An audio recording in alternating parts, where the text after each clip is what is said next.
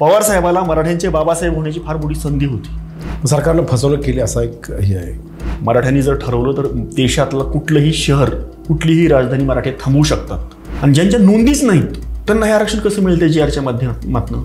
त्यांच्याबरोबरच्या लोकांनी, मग तज्ज्ञ असतील, वकील असतील, जरांगे पाटलांच्या बरोबरच्या, त्या लोकांनी असं मिसगाईड केल्यामुळे हे घडलंय का? त्यातनं खूप काही मराठ्यांना मिळेल ही शक्यता फार कमी आहे. जर ह्या सगळ्या पार्श्वभूमीवर आंदोलन थांबलं नसतं तर दंगल सदृश्य प्रसिद्ध झाली असते का? मराठ्यांचं या महाराष्ट्रावर, या मातीवर आणि मुंबईवर विशेष प्रेम आहे.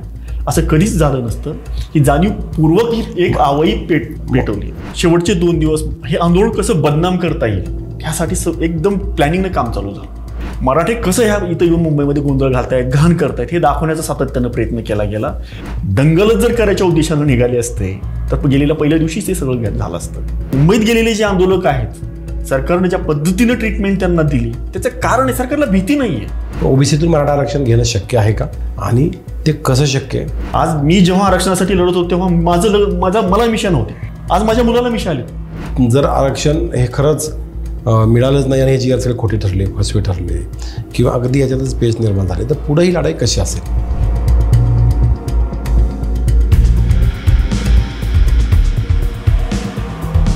अनेक दिवसापासून महाराष्ट्रामध्ये एका लढ्याची किंवा एका क्रांतीची म्हणू आपण फार तर खूप मोठ्या प्रमाणात चर्चा होती आणि तो होता मराठा आरक्षणाचा लढा. आणि तो मुंबईमध्ये आझाद मैदानावर लढला जात होता. खरं तर मराठा आरक्षण ही काही आजची गोष्ट नाही आहे. याच्यासाठी खूप वर्षापासून लढा सुरू आहे. अनेकांनी याच्यासाठी बलिदान दिलेलं आहे, आपण हे पाहतोच.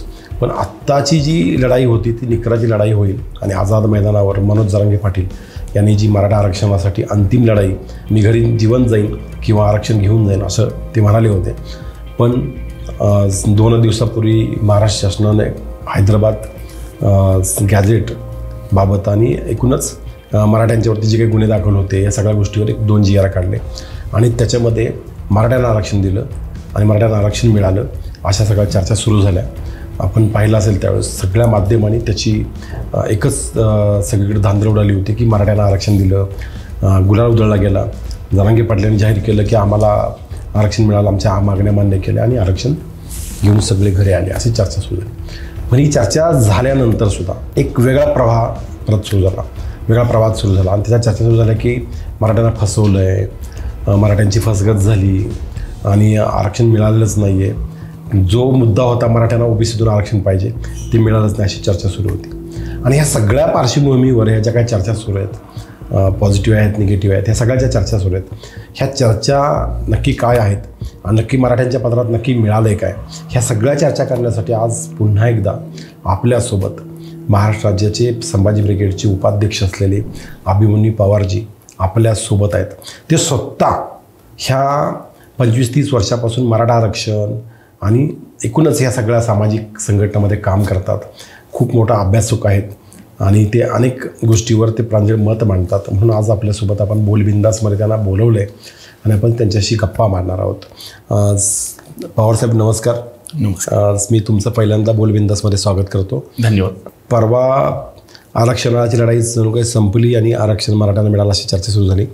त्याच्यानंतर वेगवेगळे विषय लागले, वेगवेगळे लोक बोलायला लागले, काही माध्यमांसमोर बोलायला लागले, काही डिजिटल माध्यमातून बोलायला लागले, वर्तमानपत्रातसुद्धा वेगवेगळ्या बातम्या येतात.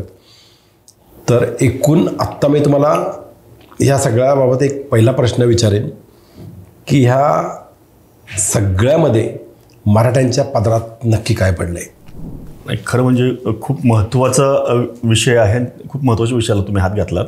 मराठा आरक्षणाची लढाई ही काही 2-5 वर्षापूर्वी चालू झालेली नाही आहे.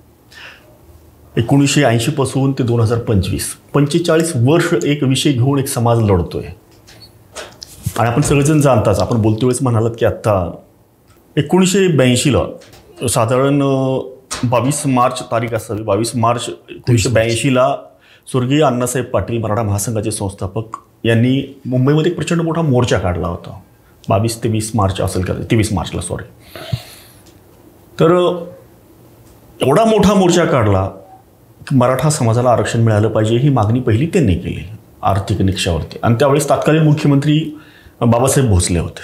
बाबासाहेब भोसलेंना त्या विषयाचं गांभीर्य कळलं नाही. त्यांनी त्या जे काही निवेदन घेऊन अण्णासाहेब गेले होते त्या निवेदनाकडेही नीट पाहिलं नाही.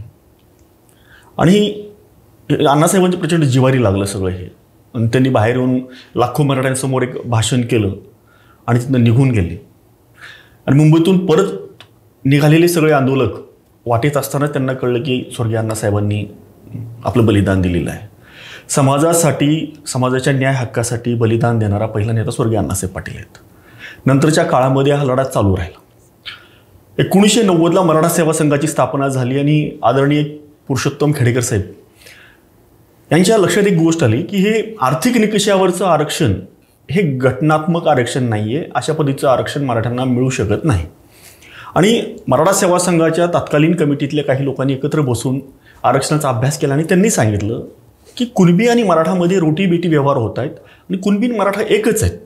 त्यामुळे मराठा समाजाचा ओबीसीमध्ये समावेश करण्यासाठी कुठलीही अडचण येत नाही. मराठ्यांचा समावेश ओबीसीत व्हावा अशी पहिली मागणी पुरुषोत्तम खेडेकर साहेब यांनी मराठा सेवा संघाच्या माध्यमातून 1990ला केली अकोले येथे. आणि 1990 नंतरच्या काळामध्ये स्वर्गीय अण्णासाहेब जावळे पाटील असतील, स्वर्गीय मेटे साहेब आहेत, विनायक मेटे साहेब, असे अनेक माणसं आहेत. ह्या लढ्याला सगळ्यांनी मिळून बळकटी देण्याचा प्रयत्न केला आणि सातत्यानं महाराष्ट्राच्या गावागावामध्ये हा विषय घेऊन या विषयासंदर्भातली जनजागृती करण्याचा ह्या सगळ्या मंडळींनी प्रयत्न केला. सुरुवातीच्या काळामध्ये ह्या लढ्याला बरेच जण म्हणतात की हा विषय नवीन नाही आहे. हिची सुरुवात होऊन 25 वर्ष झाली, 35 वर्ष झाली. पण लोकांमध्ये जनजागृती नव्हती, लोकांमध्ये या संदर्भातला एवढा उत्साह नव्हता. कारण भूक लागली की मूल रडायला चालू करतं. मराठ्यांना तोपर्यंत भूकच लागलेली नव्हती. मागच्या 10-15 वर्षामध्ये, 20 वर्षामध्ये मोठ्या प्रमाणात मराठा तरुण शिकून बाहेर पडायला लागला आणि त्याच्या हातात कामधंदा नाही, नोकरी नाही. बहुसंख्येनं शेतीवर उपजीविका करणारा मराठा शेतामध्ये पिकलं तर आपलं कुटुंब चालवू शकतो. ही शेती 100% निसर्गावरती अवलंबून आहे. पिकेल की नाही माहीत नाही, पिकलं तर त्याला भाव मिळेल की नाही ह्याची शाश्वती नाही.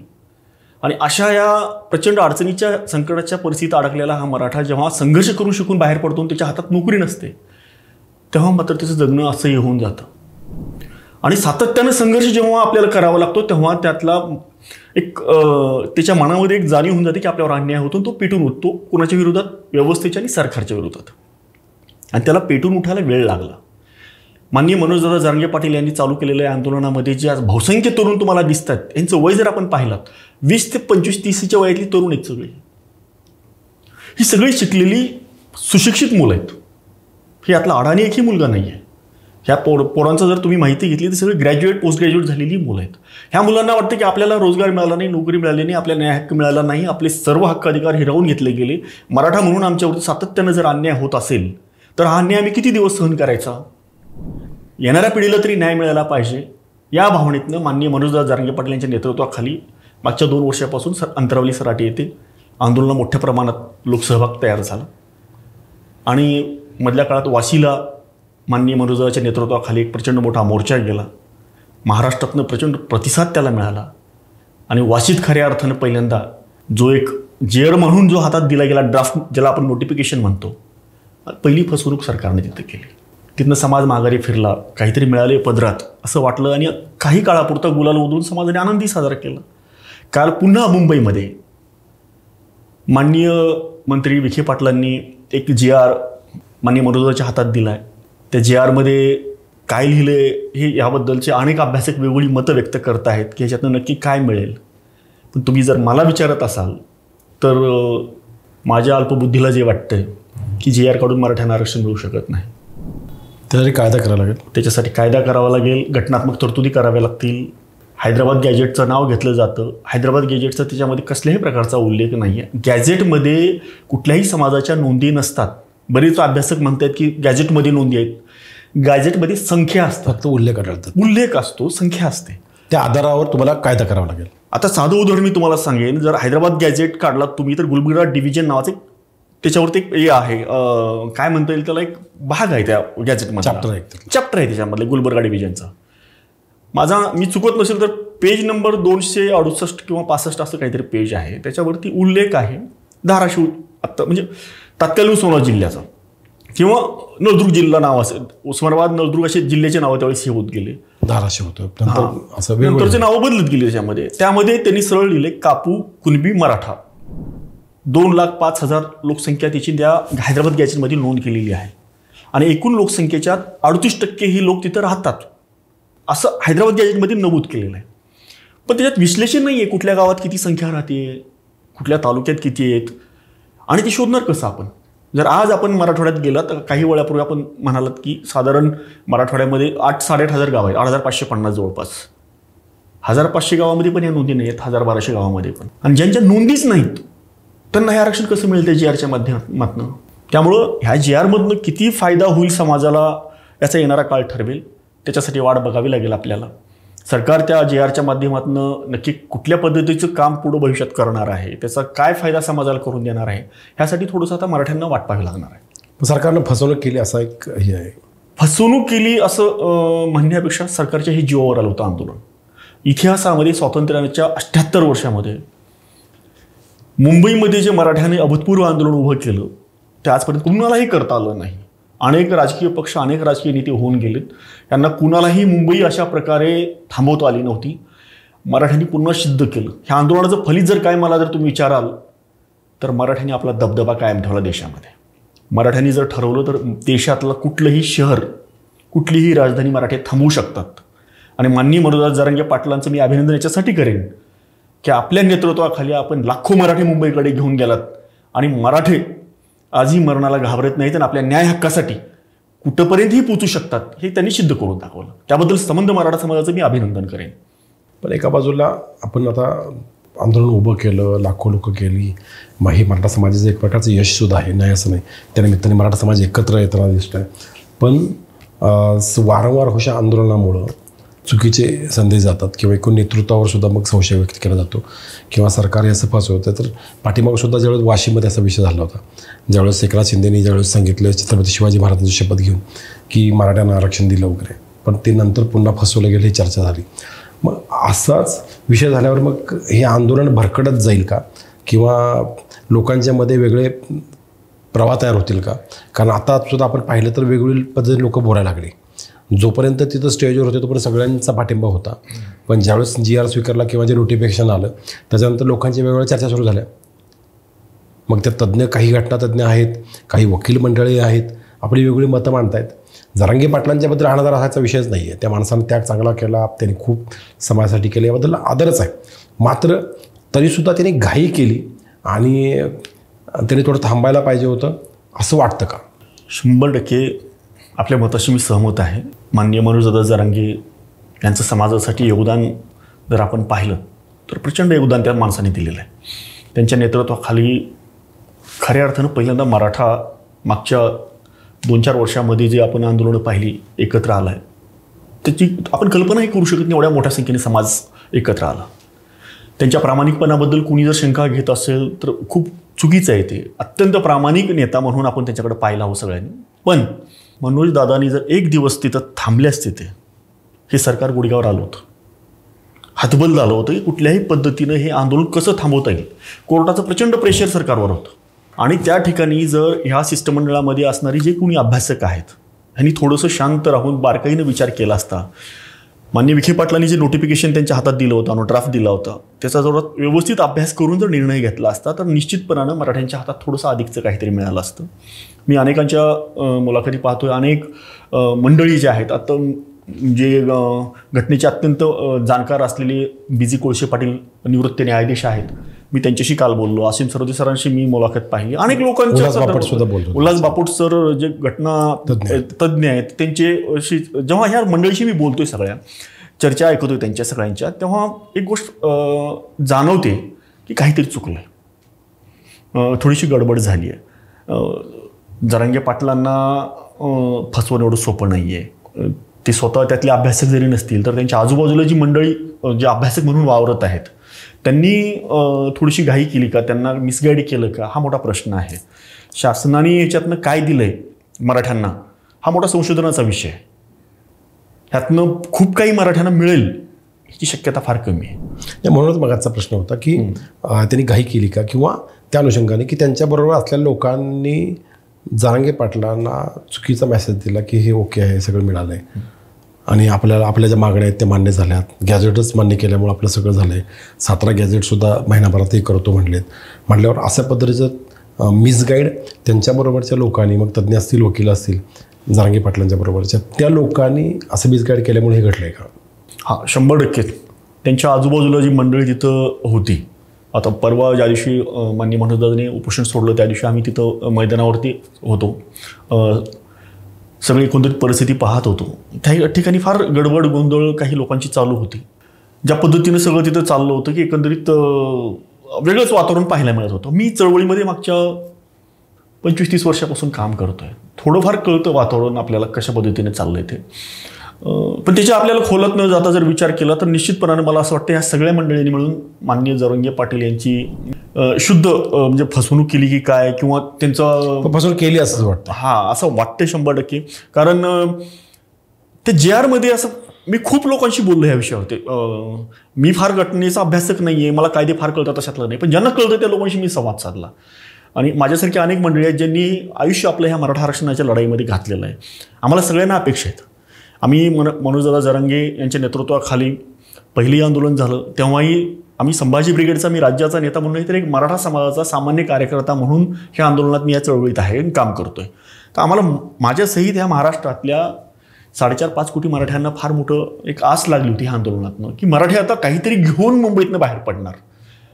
पण मराठ्यांना काय मिळालं हे येणारा काळ सांगेल.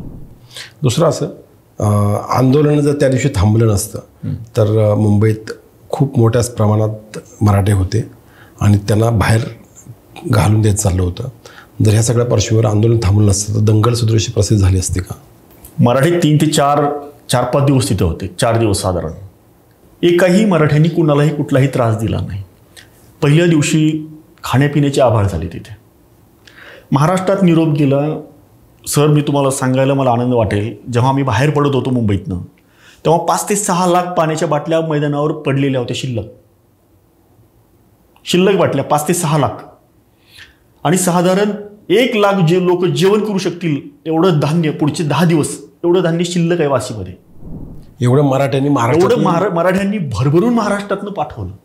आणि तिथली पोलीस, स्थानिक अनेक माणसं, तिथले व्हिडिओ तुम्ही जर पाहिला, तिथल्या लोकांशी संवाद साधला, आम्ही फिरत होतो ना, प्रचंड त्या लोकांनी आम्हाला समर्थन दिलं, आमच्या आंदोलनात सहभागी झाले. मुंबईने प्रेम केलं भरभरून आमच्यावरती, मराठा समाजांवरती. पण एक प्रकारे जाणीवपूर्वक शेवटचे 2 दिवस हे आंदोलन कसं बदनाम करता येईल ह्यासाठी एकदम प्लॅनिंगनं काम चालू झालं. पोलीस डिपार्टमेंटने प्रायव्हेट म्हणजे खाजगी फोटोग्राफर तिथे लावले कामाला की कचरा एखादा, आता तिथं डस्टबिनच नव्हते. आलेल्या लोकांनी खाल्लं की कुठलं कोपऱ्यात ठेवून द्यायचे, लगेच ते कॅमेरावर फिरायचे, ते कॅमेरा घेऊन, हे पहा मराठ्यांनी मुंबई अस्वच्छ करून टाकली. ही जबाबदारी कुणाची होती? सरकारची होती ना. सरकारने तिथे डस्टबिन लावायला पाहिजे होते, टॉयलेट ठेवायला पाहिजे होते, स्वच्छता सगळी व्यवस्था सरकारची करायला पाहिजे होती, BMCने करायला पाहिजे होते. पण ते न करता मराठी कसं ह्या इथं येऊन मुंबईमध्ये गोंधळ घालतायत, घाण करतायत हे दाखवण्याचा सातत्यानं प्रयत्न केला गेला. मराठी दंगलच जर करायच्या उद्देशानं निघाले असते तर गेलेल्या पहिल्या दिवशीच ते सगळं झालं असतं. मराठ्यांचं ह्या महाराष्ट्रावर, या मातीवर आणि मुंबईवर विशेष प्रेम आहे. असं कधीच झालं नसतं. ही जाणीवपूर्वक ही एक आवई पेटवली. मुंबई मराठ्यांचीच आहे. मुंबई मराठ्यांची. त्यासाठी छत्रपती शिवाजी महाराजांचा दाखला येतो. येस, इतिहास दाखला होतो. आमच्या राजांनी मुंबई विकत मागवली होती पोर्तुगीजाकडनं. नंतर पोर्तुगीजांनी जावायला भेट दिलेली आहे मुंबई इथे. मुंबईवरती पहिलं राज्य पोर्तुगीजांचं होतं. पोर्तुगीजांनी ती इंग्लंडच्या राजपुत्राला, पोर्तुगीज ही सासरवडी आहे इंग्लंडच्या राजपुत्राची तेव्हाची, त्यांनी त्यांच्या जावायला मुंबई भेट दिलेली आहे. आणि ती मुंबई छत्रपती संभाजीराजांनी, छत्रपती शिवाजी महाराजांनी विकत मागितली होती. हे मराठी विकत घेणारे आहेत, लुबाडून ओरबडून घेणारे नाहीत आणि लुटारू नाही आहेत, तर भरभरून देणारे आहेत. ह्या आंदोलनात नाही मराठीनं पुन्हा एकदा सिद्ध केलं ते. दुसरं असं, आता ह्या पार्श्वभूमीवरच आता जो आपण OBCतून मराठा आरक्षण जे मागत होतो, तर ते OBCतून मराठा आरक्षण हे खरंच शक्य आहे का? हा वेगळा प्रश्न मी आता विचारतो, आपण वेगळी चर्चा करत होतो. पण OBCतून मराठा आरक्षण घेणं शक्य आहे का, आणि ते कसं शक्य आहे? आणि मराठ्यांची OBCतून आरक्षण पूर्वी मिळालं असतं अशी सातत्यानं चर्चा असते, आणि पण ते मिळालं नाही. मग शरद पवारांनी मराठ्यांना फसवलं अशी कायम टीका होत असते. तर थोडंसं त्या घटनेकडे मी येतोय, तर त्याबद्दल तुम्ही काय सांगाल? मराठी मुळातच कुणबी आहेत. मराठी आणि कुणबी ही वेगळी एका नाण्याच्या 2 बाजू आहेत. एका हातात तलवार आणि एका हातात रुमणं घेऊन शेती करणारा जो शेतकरी आहे तो कुणबी आहे, तलवार घेऊन लढणारा मराठा आहे. ह्यांना तुम्ही वेगळं कसं करू शकता? मराठा आणि कुणबी वेगळं नाही आहे. आपण विदर्भ आणि मराठवाड्यात जर फिरला तर आमचे नातेगोती सगळे कुणबियांशी आहेत. मी मराठा आहे, माझे नाते कुणबी आहेत. आमच्या मुली विदर्भात दिलेल्या आहेत, विदर्भातल्या मुली मराठवाड्यात केलेल्या आहेत. पश्चिम महाराष्ट्रात वेगळं चित्र नाही आहे. पश्चिम महाराष्ट्रामध्ये ज्या स्वतःला मोठे देशमुख वगैरे समजतात ह्यांच्या सगळ्याच्या नोंदी कुणबी म्हणून आहेत ना. नाही, हा झाला आत्ताच्या नोंदीचा भाग. माझा मुद्दा असा आहे की तत्कालीन परिस्थितीमध्ये ती कुणबी असतील, पण आता नोंदी सापडतात मराठा म्हणून. आणि कायद्याच्या भाषेत बोलायचं म्हटलं तर तुम्ही एखादा उल्लेख असणं वेगळा, पण त्याला कायद्याचा आधार मिळणं, त्यासाठी जे काही नियमावली ठरवण्यात आले, तर त्या अनुषंगाने हे कसं करता येऊ शकतं किंवा काय? 1990ला जेव्हा मंडल स्वीकारलं गेलं आणि देशामध्ये पहिल्यांदा मंडल स्वीकारणारं पहिलं राज्य महाराष्ट्र, आणि त्यावेळेस तत्कालीन मुख्यमंत्री माननीय शरदचंद्रजी पवार साहेब. मंडलनी ओबीसीला आरक्षण दिलं किती? 14% महाराष्ट्रामध्ये. 23 मार्च 1994ला आदरणीय पवार साहेबांनी JR काढून ते 27% केलं. पवार साहेबाला मराठ्यांचे बाबासाहेब होण्याची फार मोठी संधी होती. बाबासाहेबांनी SC/ST समाजासाठी, ओबीसी समाजासाठी घटनेमध्ये जी तरतूद केलेली आहे, 1994ला जे साहेबांनी JR काढला होता त्या 14%चे 27% केलं. त्या JRच्या माध्यमातून 14%मध्ये राहिलेल्या 13%मध्ये जर मराठ्यांचा समावेश केला असता आणि ते 14चं 27 केलं असतं तर आज जे लाखो मराठे रस्त्यावर उतरत आहेत, आमच्या दुसऱ्या तिसऱ्या पिढीचं जे आज नुकसान झालेलं आहे, घराघरातला तरुण जो अस्वस्थ आहे, ही अस्वस्थता आज तयार झाली नसते. मराठा समाजाचं प्रचंड मोठं नुकसान या आंदोलनात झालेलं आहे. माझ्यासारखा एक तरुण आज 30 वर्ष मराठा आरक्षणासाठी लढतोय. आज मी जेव्हा आरक्षणासाठी लढत होतो तेव्हा मला मिशन होते, आज माझ्या मुलाला मिशन आली. ही लढाई आजची नाही आहे. हा संघर्ष टळला असता, त्यावेळेस जर साहेबांनी हे जर केलं असतं तर आज मराठ्यांच्या खऱ्या अर्थानं बाबासाहेब शरदचंद्रजी पवार ठरू शकले असते. पण दुर्दैवानं पवार साहेबांच्या डोक्यात ते कदाचित आलं नसावं, किंवा ते त्यांना माहीत कुठल्या विचारातनं ते केलंय. कुणीही मागणी केली नव्हती. 1967ला माळी आणि तेली समाजाचा एक ओळीचा JR काढून ओबीसीमध्ये समावेश केलेला आहे. 23 मार्च 1994च्या JRमध्ये मराठ्यांना समावेश करून 27% करतोय असं एक JR काढला असता तर कोणी विरोधी केला नसता, त्याचा स्वागतच झालं असतं. त्यावेळेस ओबीसीना एक्स्ट्रा 13% सुद्धा दिले आणि मराठ्यांचं नाव सुद्धा वगळण्यात आलं. मराठ्याचं नाव कालेलकर आयोगाने जेव्हा सर्व्हे केला तेव्हा मराठ्यांसहित हे आरक्षण ओबीसीमध्ये इन्क्लूड केलं होतं. जी ओबीसीची यादी तयार केली होती तेव्हा काकाच कालेलकर आणि मराठ्यांना त्यात इन्क्लूड केलेलं होतं. पण मंडल आलं, त्याच्यानंतर ती यादी बाजूला केली, त्यातली शॉर्टलिस्ट झालं, त्यात मराठ्यांना वगळण्यात आलं.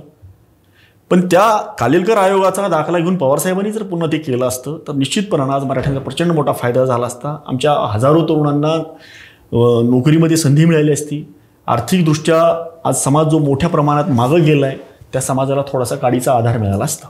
आता हा झाला एकूण आरक्षण आपल्याला कसं मिळालं असतं वगैरे, आणि एकूण मराठ्यांची कशी फसवणूक झाली आंदोलनात. एकूण सगळीच आंदोलनं पाहतोय आपण, अगदी मोर्चे असेल, आंदोलन असेल, या सगळ्या गोष्टी ओके आहेत. पण आत्ता पुढची दिशा काय किंवा पुढं काय, म्हणजे जर उद्या येणाऱ्या काळात जर आरक्षण हे खरंच मिळालंच नाही आणि हे JR सगळे खोटे ठरले, फसवे ठरले, किंवा अगदी याच्यातच पेच निर्माण झाले, तर पुढे ही लढाई कशी असेल किंवा काय करावं लागेल? बोलबिंदासच्या माध्यमातून मी महाराष्ट्राच्या तरुणांना मी विनंती करणार आहे, एक आवाहन करतोय. आज मी 1990ला मराठा सेवा संघाची स्थापना झाली, 97ला संभाजी ब्रिगेडची स्थापना झाली. मी 95-96 पासून मराठा सेवा संघाच्या माध्यमातून काम करतोय. आदरणीय खेडेकर साहेबांनी महाराष्ट्रातल्या मराठा समाजाच्या तरुणाला सांगितलं होतं की बुटाच्या पॉलिशपासून डोक्याच्या मालिशपर्यंत मराठाच्या पोराने व्यवसाय केला पाहिजे. मी एक साधं उदाहरण देईन. 100 वर्षापूर्वी आपल्या आजोबा पंजोबाचे सातबारे जर काढले तर तुम्हाला फार मोठे दिसतील. त्यावेळेस अदानी आणि अंबानी हे नाव या महाराष्ट्राला माहीत देखील नव्हतं. आज अदानी अंबानी महाराष्ट्रामध्ये लाखो एकरचे मालक आहेत. आपले सातबारे गुंठ्यावर आलेत. हे का आलं तर मराठ्यांना व्यावहारिक शहाणपणा नाही कळला. मराठ्यांना व्यावहारिक शहाणपणा जर कळला असता तर मराठ्यांची अधोगती झाली नसती. त्यामुळे मराठा समाजाने आता थोडंसं व्यावहारिक होणं गरजेचं आहे. मराठा तरुणांनी आता थोडंसं व्यवसाय धंद्याकडे लक्ष देणं गरजेचं आहे. मी परवाचा अहवाल वाचत होतो. राज्यामध्ये सध्या 29 लाख बेरोजगार तरुण आहेत. 29 लाख बेरोजगार तरुण आहेत. शासनाच्या नोकऱ्याची संख्या किती आहे? समजा उद्या मराठ्यांना आरक्षण मिळालं, निश्चित आनंदाची गोष्ट आहे, आपण त्याचं स्वागत करूया. पण सगळ्या मराठा तरुणांना संधी मिळणार आहेत का? सगळ्या मराठ्यांना संधी आहे का? सगळे मराठा तरुण नोकरीत जाणार आहेत का? तर नाही. बहुसंख्य तरुण हे बाहेर नोकरीच्या राहणार आहेत. त्यामुळे ह्या सगळ्या तरुणांनी आता थोडंसं व्यवहारवादी झालं पाहिजे आणि गावखेड्यामध्ये राहणारा तरुण जो आज जिल्हा परिषद, पंचायत समिती आणि ग्रामपंचायतच्या राजकारणात अडकून पडला आहे, ह्या तरुणांनी यातनं बाहेर पडून आता व्यवसायाकडे लक्ष दिलं पाहिजे. शेतीला आधुनिक कसं करता येईल, शासनाच्या अनेक योजना आहेत, त्या योजनेचा फायदा कसा घेता येईल, स्वतःचे उद्योगधंदे कसे उभे करता येतील, याकडे लक्ष दिलं पाहिजे. मराठा आरक्षणाची लढाई जोपर्यंत मराठ्यांना आरक्षण मिळणार नाही तोपर्यंत आपण लढूच, पण ही लढाई लढत असताना आपलं कुटुंब आणि आपलं भविष्य याकडे मराठा समाजातील तरुणांनी लक्ष देणं गरजेचं आहे. अन्यथा आपण सातत्यानं जर ह्याच विषयात अडकून पडलो तर येणाऱ्या काळात आपल्यासमोर अंधाराशिवाय दुसरं काय राहणार नाही. आत्ता अलीकडच्या काळामध्ये बहुतांशी सगळ्या लोकांच्याकडं शहराकडे जाण्याचा, मुलांचा, युवकांचा शहराकडे जाऊ, उद्योग व्यवसाय करू, नोकरी करू, खेड्याकडं लोकांनी दुर्लक्ष केलं आहे वगैरे. आणि जर उद्योग व्यवसाय मुलांना वाढवायचे तर शहराकडेच नाही तर गावाकडे सुद्धा उद्योग व्यवसाय उभे करावे लागतील त्यावेळेस, किंवा आधुनिक शेती करावी लागेल. ह्या सगळ्या गोष्टी आहेत त्याच्यामध्ये. तर ह्या गोष्टीकडे तुम्ही कसं पाहता? एक गोष्ट आपण सगळ्यांनी लक्षात घेणं गरजेचं आहे की महात्मा गांधी म्हणाले होते की खेडे स्वयंपूर्ण झाली तर देश स्वयंपूर्ण होईल. त्यामुळं खेड्याकडे चला. आणि त्याच काळात समकालीन नेता या देशामध्ये होऊन गेला डॉक्टर बाबासाहेब आंबेडकर. त्यांच्या लक्षात आलं होतं की खेड्या कधीही स्वयंपूर्ण होणार नाही. खेडे हे रूढी परंपरेमध्ये अडकलेले आहेत. माणसाची प्रगती व्हायची असेल तर शहराकडे गेलं पाहिजे, कारण शहरं ही आधुनिक विचारसरणीची असतात. त्यामुळे बाबासाहेबांनी दलित समाजाला सांगितलं की तुम्ही शहराकडे चला, आणि महात्मा गांधींनी शहरातल्या लोकांना सांगितलं की तुम्ही खेड्याकडे चला. शहरातलं कोणी खेड्यात गेलं नाही, पण खेडे मात्र ओस पडली. खेड्यातला प्रत्येक माणूस आज शहराकडे निघालाय. आणि सगळ्यात पहिलं जर खेडे कोण सोडले असतील तर गांधीच्या हत्येनंतर ब्राह्मण समाजाने आणि बाबासाहेबांच्या आव्हानानंतर दलित समाजाने. आज जर आपण पाहिलं शहरामध्ये ब्राह्मण आणि दलित समाज हा अत्यंत चांगल्या पद्धतीनं आपली प्रगती करतो आहे आणि शहरामध्ये तो आज स्थापित झालेला आहे. आज आमच्यासारखे तरुण गाव सोडले की ती 10-20 वर्षापूर्वी सोडले. आम्हाला कळायला 50-60 वर्ष जावी लागली ना. 60 वर्ष म्हणजे 3 पिढ्या झाल्या. 3 पिढ्या म्हणजे फार मोठा काळ आहे. जग झपाट्याने दिवसागणिक बदलत चाललंय. त्यामुळं आजची परिस्थिती जर आपण पाहिलात तर महात्मा गांधीचा जो विचार होता, आज खेड्यातनं शहरात आलेली संख्या अफाट झालेली आहे आणि शहरं बकाल होत चालली आहेत. आता राज्यकर्त्यांची मानसिकताच नाही की शहरं विकसित झाली पाहिजेत, तिथं डेव्हलपमेंट झाली पाहिजे, तिथं उद्योगधंदे निर्माण झाले पाहिजे, शेती आधुनिक झाली पाहिजे. कुठल्याच राज्यकर्त्याचं याकडे लक्ष नाही. तुम्हाला अजून एक गोष्ट मी थोडंसं अधोरेखित करेन, थोडासा वेळ आपला घेऊन, की पुणे, मुंबई, ठाणे, रायगड आणि नाशिक हे जे 5 जिल्हे आहेत, येणाऱ्या काळात महाराष्ट्राचं राजकारण हे 5 जिल्ह्यामध्ये चालणार आहे. इथली संख्या आणि इथले विधानसभेचे मतदारसंघ जर आपण पाहिलात तर 100-125 जागा ह्या 5 जिल्ह्यातनं येतात विधानसभेच्या. हे मराठा आरक्षणाच्या आंदोलनाला सरकार का भीक घालत नाही आपण समजून घेणं गरजेचं आहे. मराठवाडा, विदर्भ आणि उर्वरित पश्चिम महाराष्ट्र जो काय ह्या 5 जिल्ह्या व्यतिरिक्तचा आहे, इथले जे लोकप्रतिनिधी आहेत, करेक्ट आहे, ह्यांना कॉम्पीट करण्यासाठी हे 5 जिल्हे आता त्यांना सरकारला येणाऱ्या कुठल्याही काळात फक्त भरपूर झाले.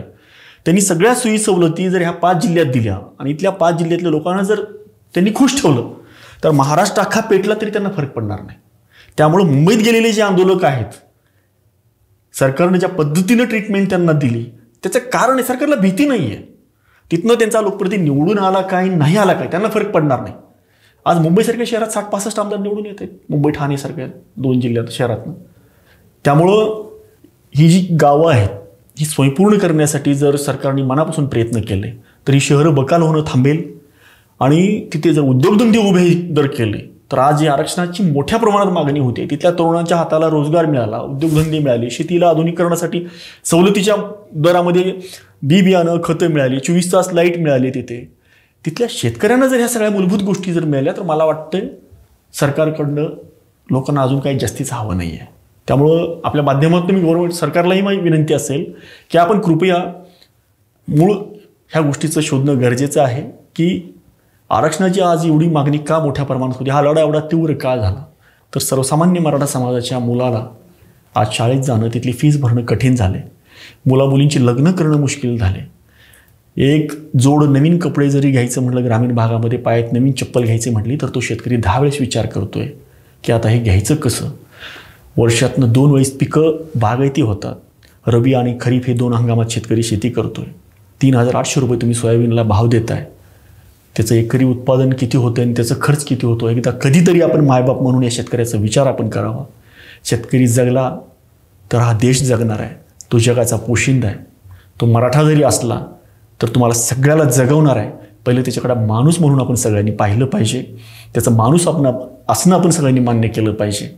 आणि नंतरच्या काळामध्ये तुमचं जे काही राजकारण आहे, तुमची जी काही बाकीची जी प्लॅनिंग, तुमची जे काही धोरणं असतील, ह्या सगळ्या गोष्टी मानवतेच्या पुढे शून्य आहेत असं मला वाटतं. आपण मराठा आरक्षणाकडं फक्त एका जातीची मागणी म्हणून न पाहता एक मानवतेच्या दृष्टिकोनातून तिच्याकडे पाहिलं पाहिजे आपल्याला, अशी माझी विनंती आहे. आपण पाहिलं आता की आपण एक सगळ्याच विषयावर चर्चा केली. एकूणच आत्ताचं जे मनोज जरांगे पाटलांचं आंदोलनाचं फलित काय होतं त्या विषयावर आपण चर्चा केलीच. एकंदर ह्या चर्चेतून असा एक निष्कर्ष पुढे नक्की येतो जो आत्ता आपल्याला आदरणीय अभिमन्यू पवार साहेबांनी सांगितला, तो म्हणजे मराठा समाजातल्या तरुणांनी आता उद्योग व्यवसायाकडे वळालं पाहिजे. कारण उद्योग व्यवसायाकडे मराठा तरुण वळाले तर ॲटोमॅटिकली आर्थिक आणि सामाजिक स्तर मराठा समाजाचा आपोआप मोठा होऊन जाईल आणि त्याला फायदाच होईल. दुसरं असं या चर्चेतून एक गोष्ट आली की आदरणीय शरदचंद्र पवार साहेब यांना खूप मोठी संधी होती. डॉक्टर बाबासाहेब आंबेडकरांनी एस.सी समाजासाठी जी भूमिका घेतली आणि तो समाज संपूर्ण भारतामध्ये वेगळ्या पद्धतीनं त्यांना आरक्षणाच्या माध्यमातून ते पुढं आला आणि त्यांच्या समाजाचा आर्थिक स्तर उंचावला गेला. तसाच मराठा समाजाला सुद्धा ही संधी मिळाली असती जर 1994ला शरदचंद्र पवारांनी मराठा समाजाचा OBCमध्ये आरक्षण केलं असतं तर. ह्या सगळ्या चर्चा आपण केल्या आणि त्याच्यातून मराठा समाजाचं आरक्षणाचं पुढं काय होईल यासुद्धा चर्चेवर आपण आलो. पण आज एकंदर ह्या चर्चेतनं पुन्हा अजून एक मुद्दा असा पुढे येतो आहे, तो मराठा समाजाचं कुठंतरी आत्ता पुन्हा एकदा शासनाच्या माध्यमातून फसवणूकच झाली असाच या चर्चेतून पुढे येतं आहे. एवढंच या निमित्तानं आपण सांगू. धन्यवाद. जय महाराष्ट्र, जय जिजाऊ, जय शिवराय. जय सो. धन्यवाद सर. धन्यवाद. थँक्यू.